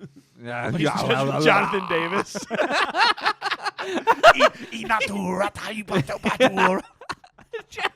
Wow. Okay. Sorry about that. Oh wow. Wow. The insanely large like snake jaw thing he's got going on. It's kind of wild. Yeah. Yeah. Well, we'll get there. Obviously. Yeah, we'll but- get there. Take a drink. Okay. Okay, let's move this on. So, scene 3, they arrive at Hamunaptra at the same time as the other party, but due to tensions between the two groups, they start exploring the city in separate locations. The Americans discover a buried chest. Meanwhile, Evelyn's team discovers a tomb and sarcophagus. That night, both groups are attacked by the Magi, who warns them of the evils buried in the city. The two expeditions continue to work on their respective projects. The sarcophagus is open and contains the remains of Imhotep. The Americans discover the Black Book of the Dead. Evelyn takes the book and reads a page aloud, awakening Imhotep's mummified remains. The plagues of evil begin, and Imhotep attacks one of the Americans. The team flees to Cairo. Benji encounters Imhotep, but successfully pleads for his life and is allowed to become his slave. I'm gonna call a big get the fuck out of here moment when the main Magi guy, what's his character's name? Oh, yeah, I don't think they eventually do say it, but it's never not said a in this movie. Actually, are you sure? It's never said in this movie. It's said in the second movie. Okay, but he does have a character name. Ardeth, I think is yeah. something like that. Yeah. This to me was like, okay, so they're literally like, it's 3 years later. He's a mile away from them. They're wearing head coverings and it's night, and he's like, "That's the guy from 3 years ago." Remember that motherfucker? He's So like, this one's a strong way. Like, Bros. you that's shut the fucking fuck. guy. That's the fucking. No, guy. how do you know? How do you know? You don't know. You look at him. Daryl, you look at him. Prove It's it. him, man. I He's never- got the gun. He's got the fade. I hated that moment because why not just skip that completely? Let him get in the city, Yeah. and they attack him. They're like, "Oh fuck, that was you." They don't even have to do that. I never forget that. I never forget that. Those pants were working that day. Oh, God. But this is a legitimate question for you guys. Can you explain what the fuck was going on with like we're waiting to be shown the way? Like why, you know how they all meet up in the middle Oh. and they're in the desert like we're waiting to be shown the way. Yeah. And the sun comes up and creates like a mirage, It's the mirage thing. but yet The casino. it's real. It's a casino. Yeah, I mean, I can't explain it. I just don't understand what's going on here. Like basically the sun just comes up and they're like, "Oh, there it is." It's like waking up hungover as fuck. Like, where the fuck am I? Oh, there's my house. Is that? I mean, it was made up to be some like cool magic thing that no Yeah. one can ever find it unless they know that you stand right here on the first Monday of the month. Yeah. But it's like, no, it's a real place. If you just look forward, it's right there. Yeah, it's like, well, if we would have gotten closer, would we have just seen it sooner? like, I was hoping you had an answer to that because I could not figure that my out. only thing is like back in the day, it was a lot of like play, like the desert plays with your eyes. There's a lot of tricks that the sun will play on your mind and all this, and the reflections off the sand and. But there is no real answer. There's no good answer. It's just like, ooh, let's add some spice to this. Yeah, it'll be fun. I thought that was cool. Well, yeah, no, I'm the not effects are all disagreeing. awesome. Yeah. But I was like, what does any of this have to do with the story? Yeah. Where are we going here? It's just mystical, I guess. It's fun. You know, it's not mystical. Tick, tick, tick. Hot, hot, hot. I can't. Once I saw this movie and she's saying that, all that bullshit, like getting the camels to run or whatever, it irked me since the day I saw it. And Got into it, huh? watching it this time, it's like I have to plug my ears. It's frustrating. I can't. It's just frustrating. Hear tick, tick, tick, ah, da, da. Well, if that frustrates you, you know what frustrates me? What's that? Camels don't run faster than horses. No, they do not. Oh my God! What are we doing here? But they they're got longer cuter. legs. They're way cuter. Can't they just all have horses? How about the fact that Benny's like, "Hey, O'Connell, nice camel," and he's like, "You're riding a camel too, dickwad." True. Like, it's just like, you're riding a camel too. And by the way, all the American dudes are riding horses that are going to be faster than your camel. I looked it up. Can they run better in the sand? This was actually halfway surprising. The max sprint speed of a camel is 40 miles an hour. Damn. But it is a very short burst. And they can maintain a speed of about 25 miles an hour, which is still unbelievably faster than I've ever seen a camel move in my entire life. No doubt. Horses' max sprint is 60 miles per hour Jesus. with maintaining 30 to 40 miles per hour. Damn. I mean, they like create a distance here. Yeah. Yeah. We can't get them. They're on camels. Like I say, if I was trying to be critical, can the horses just not do it as well in the sand? Maybe. Maybe that's might the got a thing. point. They're not Hidalgo. Oh, no. so I know what it is. It's because they weren't saying tick, tick, tick, hot, hot, hot. to the they weren't horses. saying titties and tatas. That really pisses off an animal. When you get near an animal, They and get say frustrated. That, they run. they the get fuck up. get away from me. I do like once they get into the like crypt or like wherever they're going, Hymenoptera, that they're all looking for wherever they're going, but they're split up. The Americans are in a different part, and then they're hearing noises. Yeah. And they kind of like, what the hell is that? And it's the whole gun scene. Yeah. Like that's super fucking funny. And they keep. Yeah. I mean, they really commit to these Yeah. things. Like, no, they keep putting their guns back up and pulling them It's down. like, hey, isn't that my carving kit or whatever? It's like, Yeah. no, it's Isn't not. that my toolkit? Okay, I might be mistaken. Fucking love that part. It's very funny, and I love the line. It's like, well, there's only 3 of you, and there's 6 of me, and he's just like, and Fraser's just like, well, I've had worse odds, and Hannah's just like, yeah, me too. And it's like he's got this tiny little like Derringer 22 thing that's just like he's got 2 shots in it, maybe.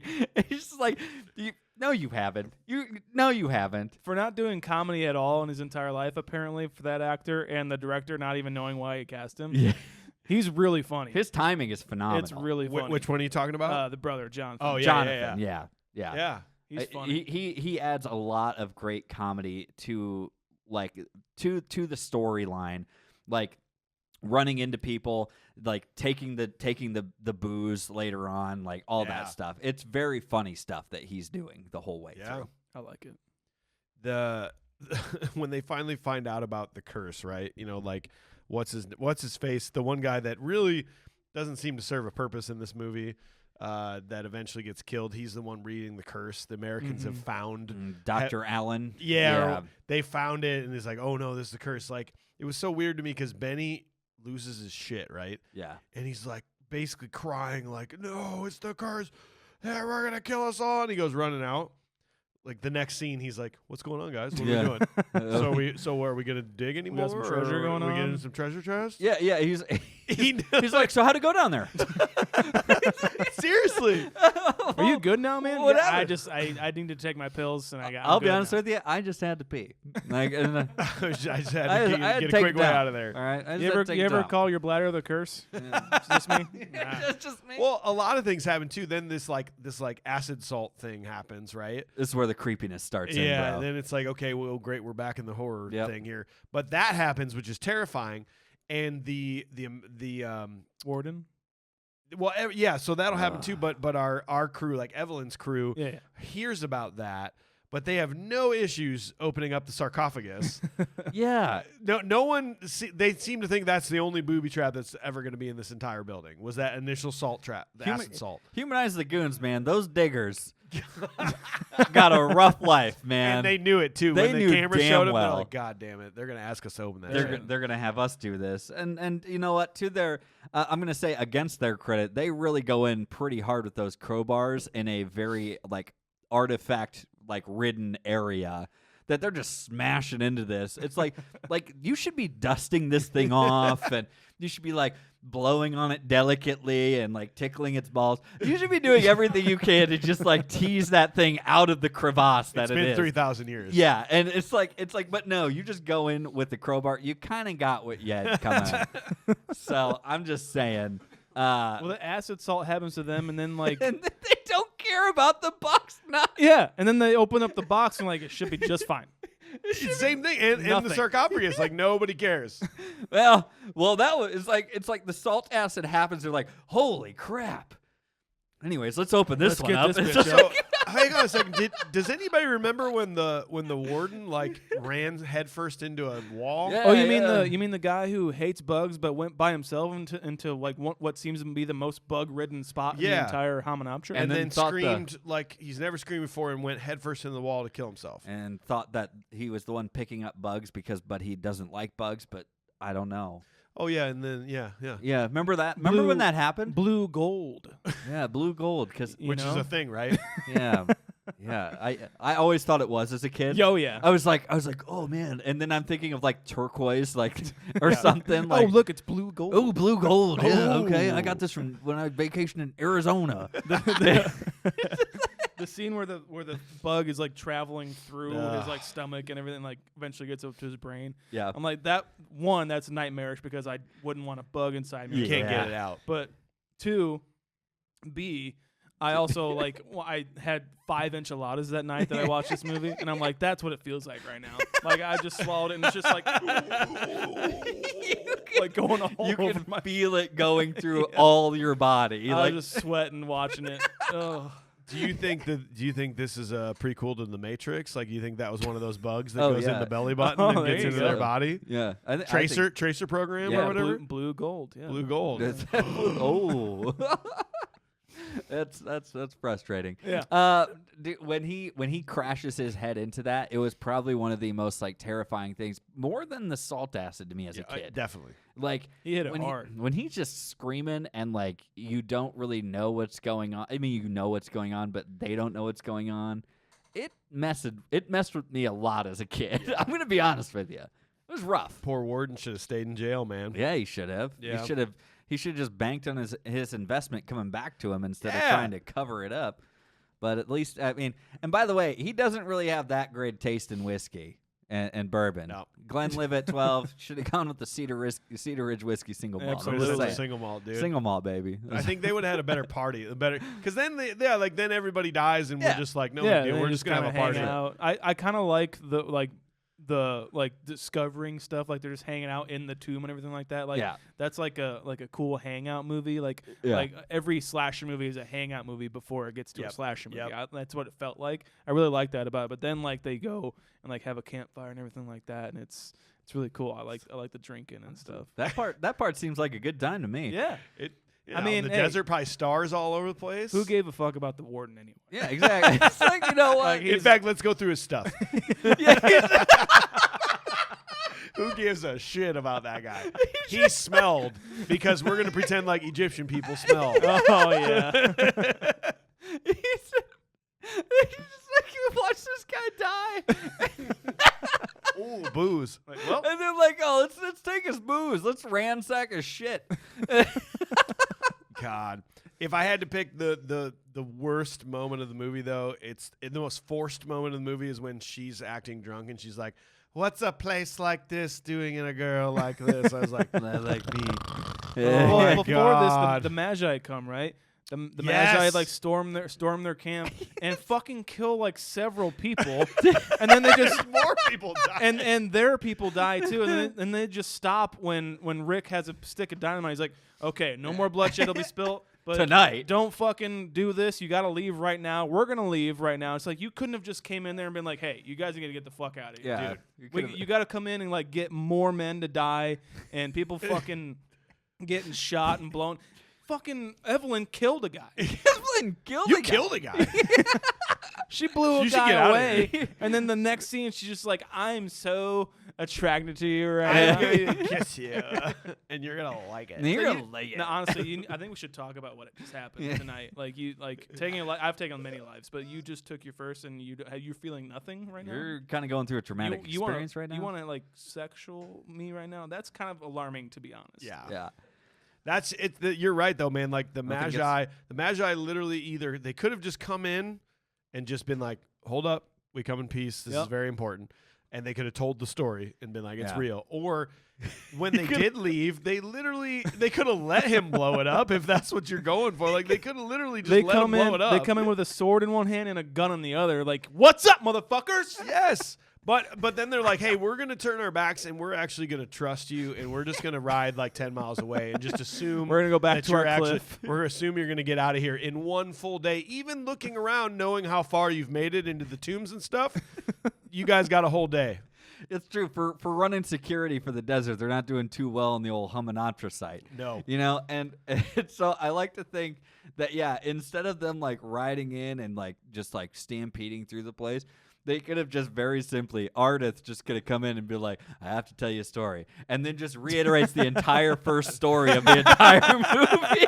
And then they're like, oh, shit, it's real. It's like, and then Imhotep, they perform the Hamdai. And then she's like, oh, I know about the Hamdai. And it's just like, that is really bad. And it's just like, You could have just done this and just reiterated the whole story initially. And we but could have no. skipped the whole intro with that weird narration that Movie's didn't make over. any sense Yeah. because there was a narrator that we don't know who it was. And I don't like the narration now, but I get why they had it. of course. Yeah.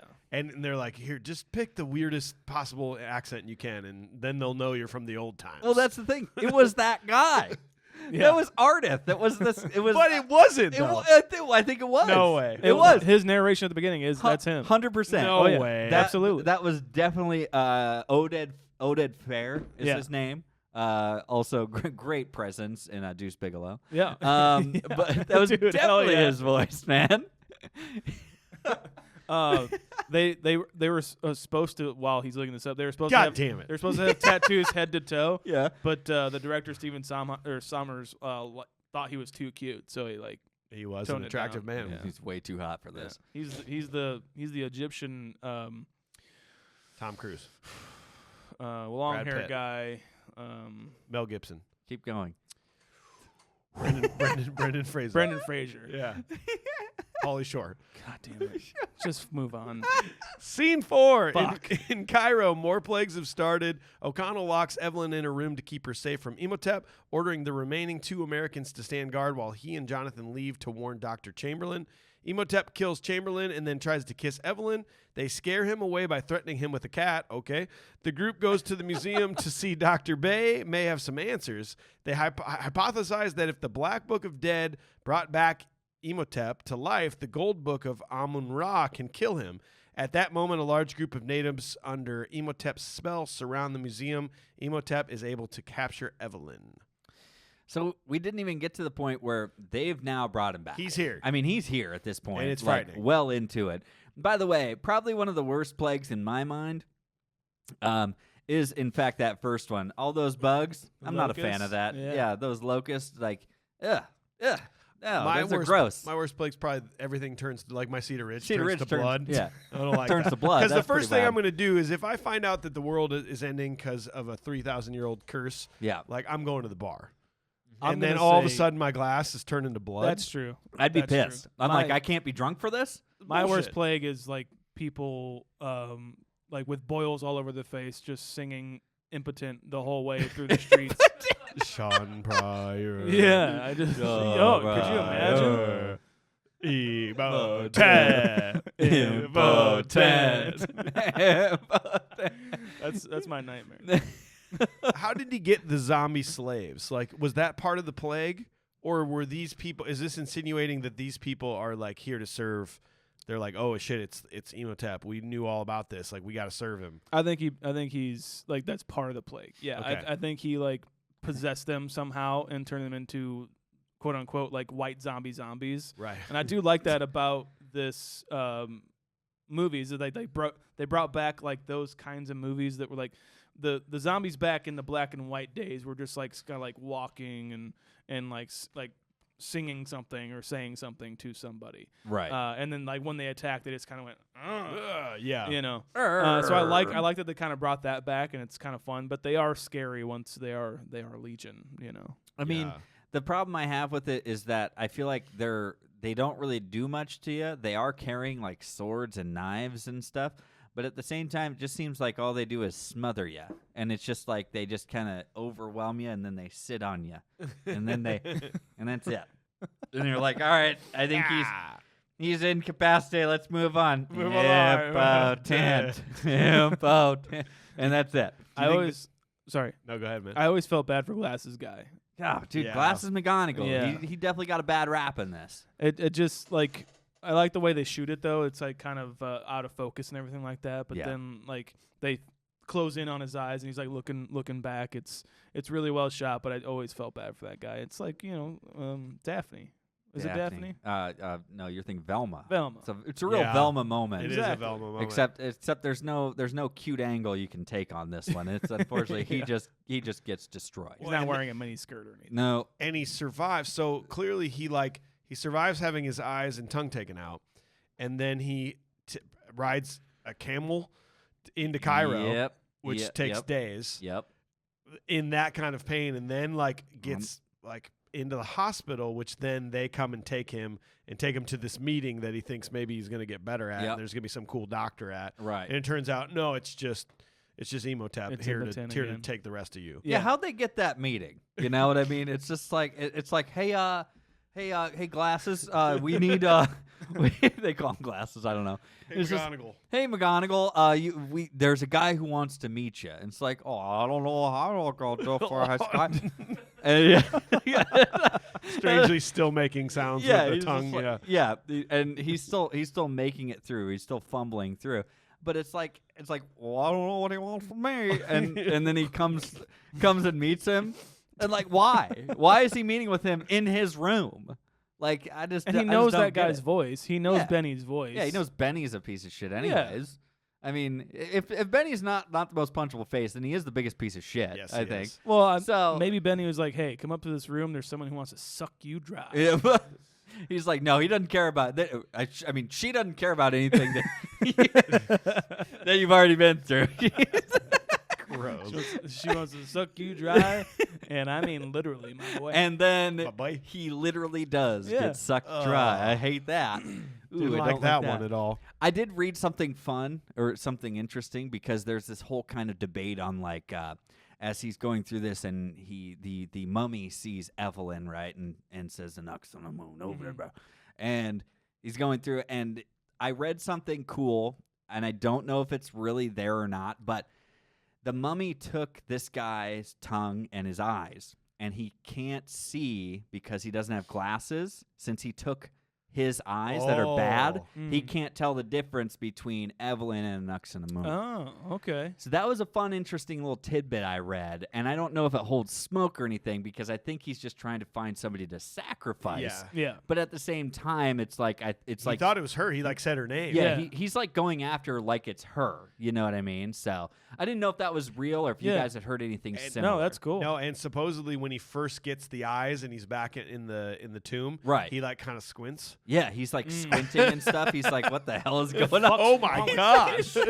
He's like, What's God. your prescription, dickhead? Jesus. You better, That's a cool thing. you better have those like reduced thickness lenses. Jesus. So, What, do you have a jitterbug for a phone? Good Lord. good. Were you guys like with the whole cat thing? Were you like, huh?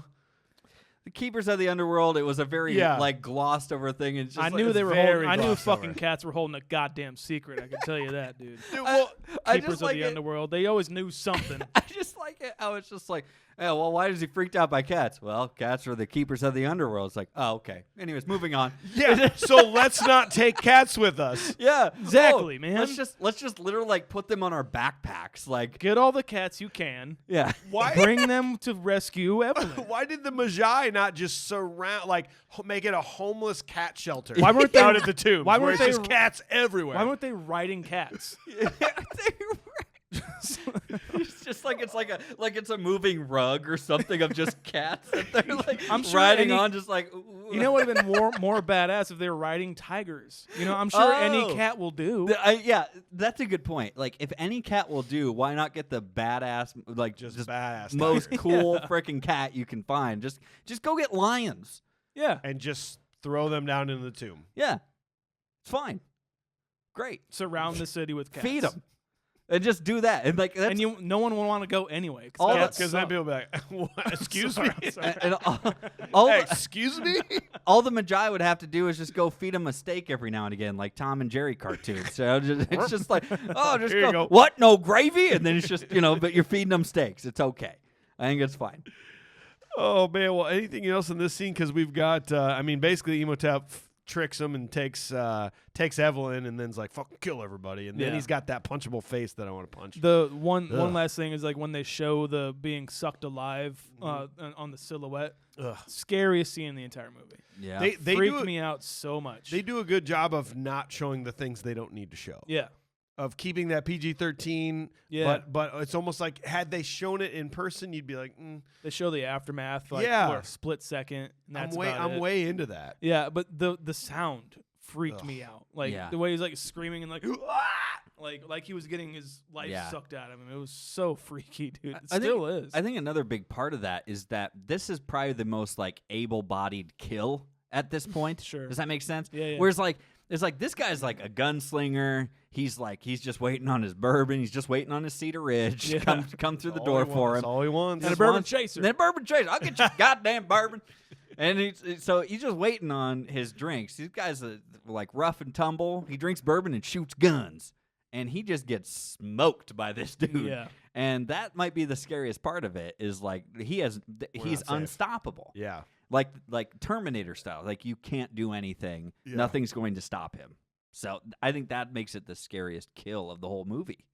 I agree. Well, let's go final scene here. So Rick, Jonathan, and Ardeth enlist the help of Winston Haylock to fly them over the Hamunaptra, but are taken down by Imhotep.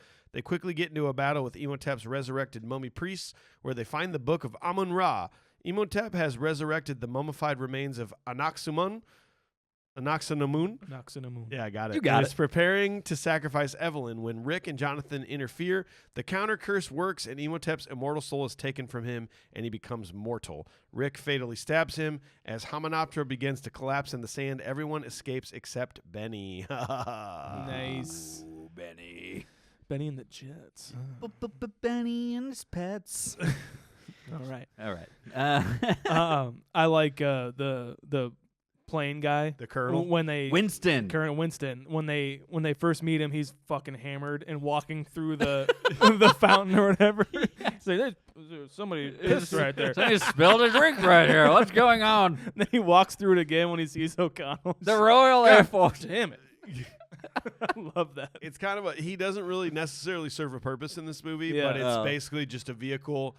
It's a vehicle to show off some amazing special effects, Yeah. and then also to get them to Hamunaptra. Mm-hmm. Like that's his Get sole him there purpose. quickly. This is Yeah. actually Yeah, I mean- also his last movie that he ever did. Yeah, isn't that? And he dies, He and it's died like, right after this, and like they give him a salute in the movie and It's everything. kinda cool. It's kind of cool. It's pretty, yeah, that's really cool. Is there quicksand like everywhere? No, only where planes crash. Oh, okay. And Yeah. like Plane pits. big enough for a plane. Generally, it's kind of like the Bermuda Triangle, but desert. Yeah. That's what Yeah, it is. and what's interesting is with those old biplanes, like I read up all on this, is that the pilot is going to die, but people that are holding on to the wings, Yeah. Uh-huh. they're fine. There. Okay. That's the safest place to be on those the Interesting. bi wings. They made to sure- hang on to the wings. You're going to be Gotcha. fine. So why Makes are we sense. passengers in like a F-57? Yeah, you know they're different because those Wow. are fixed single wings. These were those bi wings with Yep, the yep. propellers. Yeah, Gotcha, totally gotcha. different. Yep, It's that's- something about aerodynamics and Yep. Yeah, Wright brothers for What sure. I think Yeah. it's because the sun. You're getting shade from the Yep. sun. Yeah, that's and exactly such. it. You're Yeah, not you don't That's have it. to wear the scarf that flies Correct. behind you. That's right. Yeah, It gets in the caught open air cockpit, propeller. yeah. Yeah, I know it's really We know about this. classic tropes. Just like we know that bullets can kill sand. Dude, that reminded me of like when the hurricane was going to hit Florida and people were talking about shooting guns into the hurricane. Do you remember that?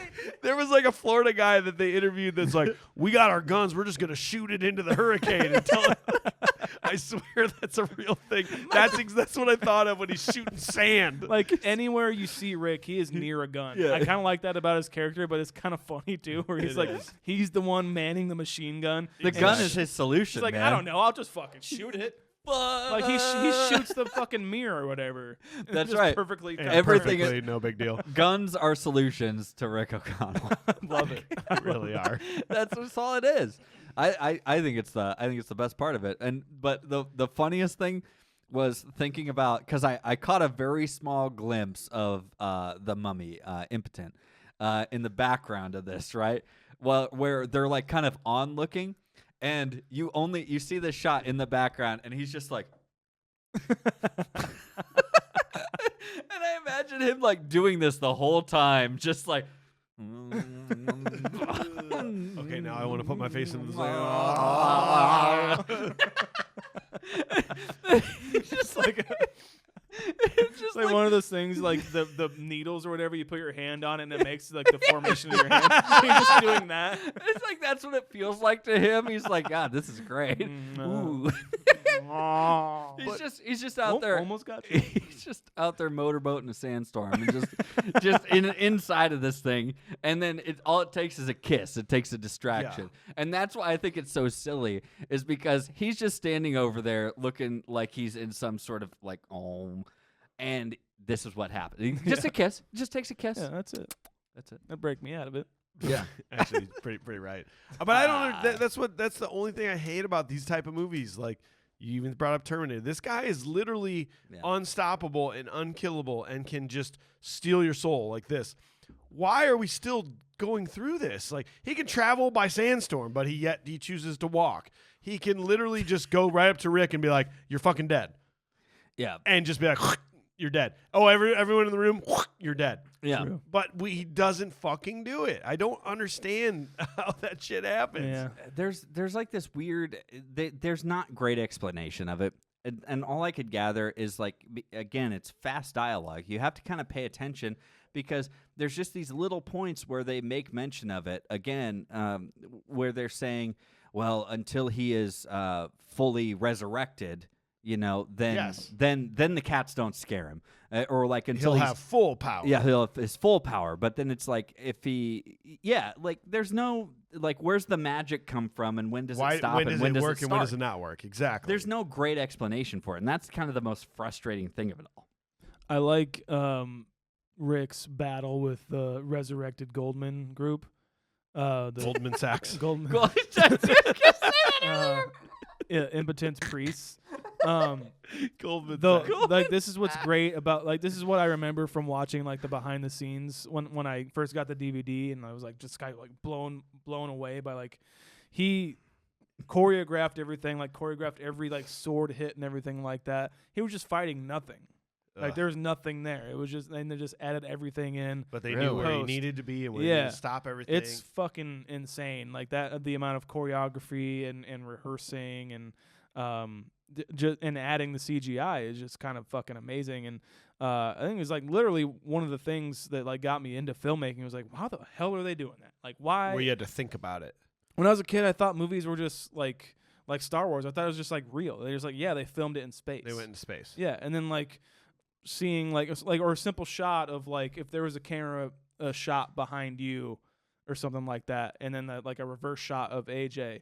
But then I know that there's no way a camera can fit over there. They just take out that wall. Yeah, of course. I was like, how the fuck? And so watching the behind the scenes of this, I'm just like, holy shit, I can't even. And there's some very well thought out moments, in the very beginning when he's trying to resurrect Anaxunamun, and all of his priests are around him, and that water form comes up and comes over her. The same thing happens again at the end when he's trying to do it again, but now all of the priests are like skeleton mummies in the exact same positions. Yeah. And like it's the same shot, but now it's different. Yeah. Right. It, like that, you don't have to put that much thought into this, but I'm glad that he did. Yeah. It was awesome. Yeah. The callback is important now at this point, it seems like, you know what I mean? Like down in this crypt and where he's taking her to be sacrificed and stuff, and do the same thing again. But things are different now. Correct. But it's a little bit different. I do like Impotent as like a villain, even though like he kind of like sparses his powers out where he needs to and doesn't do it in other places, like you were saying. I do, because his motivation is like there. I like his motivation. It's like he wants to bring his love back. I get that, and he was wronged. They fucked with him, and like he's like, I'm gonna fuck with you back if I come back, and now he's back.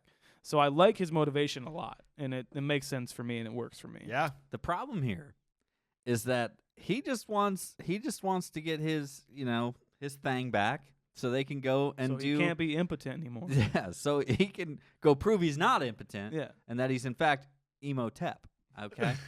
And it makes sense why he's Emotep, because he's really sad about his girlfriend. He wears a lot of guy liner, and that's fine. That's fine. It's totally fine. It's totally fine. I'm not judging at all. Okay. It's coming back. It's cool. I hate it.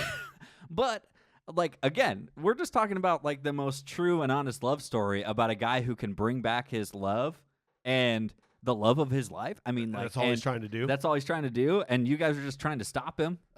What are they? So tell me this. I know that Evelyn's kind of caught in the crossfire here. Okay, what's so bad if he brings her back? Then the whole world dies. I don't know. Why? I think they're just What's become, the 'cause repercussion? love is too strong. Once the people are together, it becomes even stronger. All Because now they're together and they can force their love And she's by a bad bitch. tidal waves. she's a bad. She's like, phew. Yeah, punchable but badass. She's a bad. She's my thought best friend. She's my best friend. I'm just saying, what's the repercussion here? All this guy wants is to just like have his boo back, and then they go off into the sunset, and they he wants revenge on dude. He just spent 3,000 years being eaten alive by scarabs. Like he wants to see the world burn. All right, He guess. didn't used to want to see that. I guess He used to just want to be on with his boo, dude. he just wanted that V. But then they had to go ahead and do this curse on him. Now he's like, fuck that. I just don't understand. I don't understand where the repercussions are, other than like maybe a couple of plagues. You know what I mean? That's it. You know. That's And it's not only it. going to happen over there. Yeah, it's not going to happen over here. No, over here. I mean, we can just forget about it. I'm done. Okay. Yeah, I think I'm probably done too. I like how they wrap it up with the final goodbye with Benny. Yep. I like how he's Goodbye, Benny. Yeah, he tries to save him. He tries It's to save kinda him. terrifying. Yeah, it's very terrifying. I think, and there's no music. I love that in movies where it's kind of like lets you feel what you're gonna feel. That's but he's almost as bad as like the emotep thing. Like Yeah. he's closed It's off. and the light goes out. The light Yeah. goes Come out, and he on. is surrounded. And surrounded by treasure, which he was like Which is what he wanted. always gunning for. So he's in the room where he wanted to be, but now the scarabs get him. He got greedy, man. He I had a love whole it. sack of treasure. Yep, He could have rode off into the sunset before anything, but he Yeah. got greedy. He went back for more. I loved it. Loved it. I And loved that was kind of cool. There was the not a total loss callback at the end there. it. Yeah. Said that line twice. Not a total loss. Not a total loss. And then turns out he does have the gold in his. He's got the gold in his little cable. Yeah. You don't really know. And then you get to the sequel, and then you fucking wreck it with when they have a kid, and the kid's the worst kid in the entire world of movies ever made.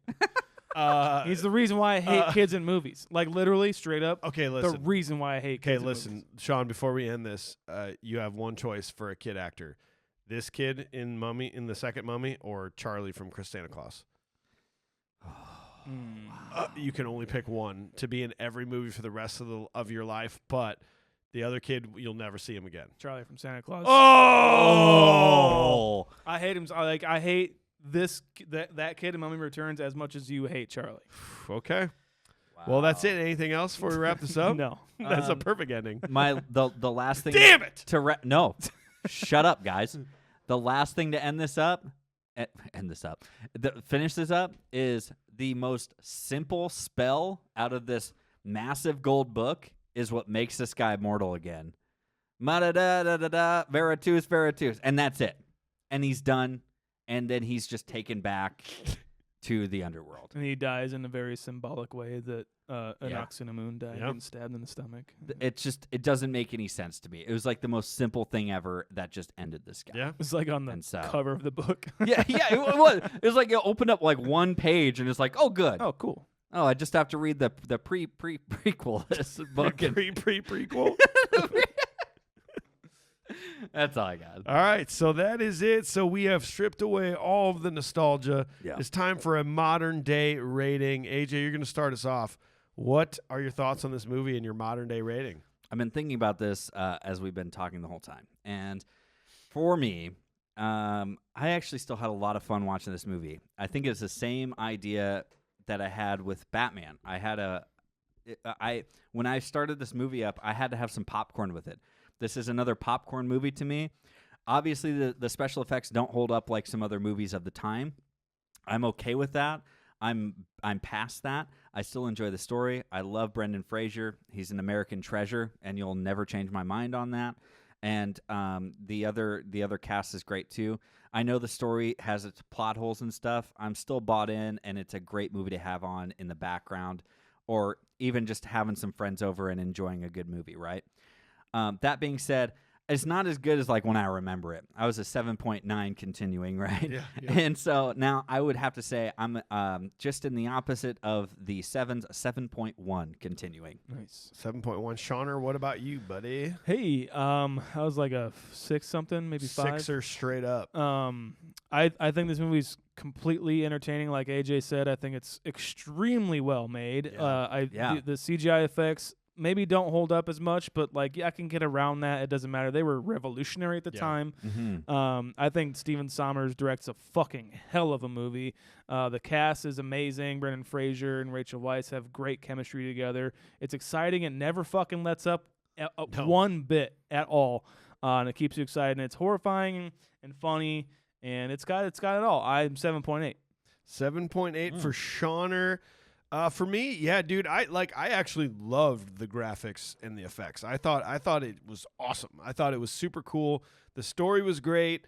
I loved it. It took me from hating it's going to be a funny comedy and Brendan Fraser to me thinking he was perfect for this role, and I loved him in it, and I loved the it was like Indiana Jones, Temple of Doom kind of thing. Raiders of the Lost Ark, but ultimately I would rather watch Raiders of the Lost Ark than this. Sure. Okay.